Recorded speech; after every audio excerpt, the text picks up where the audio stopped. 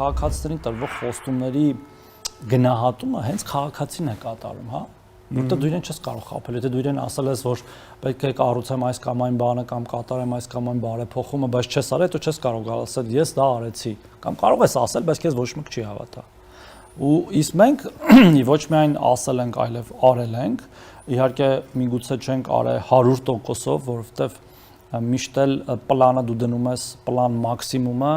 եւ փորձում ես դրան հասնել, որոշ տեղերում գերակատարում ես, որոշ տեղեր թերակատարում ես, երբեմն օբյեկտիվ պատճառներ ու դրա մասին ամենակարևորը դու ազնվորեն խոսում ես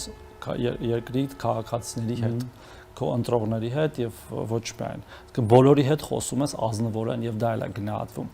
Այ մեր ընդդիմության ամենամեծ թերությունն այն է, որ նրանք նույնիսկ իրենց աներկբա եւ ակնհայտ սխալները չեն ընդունում։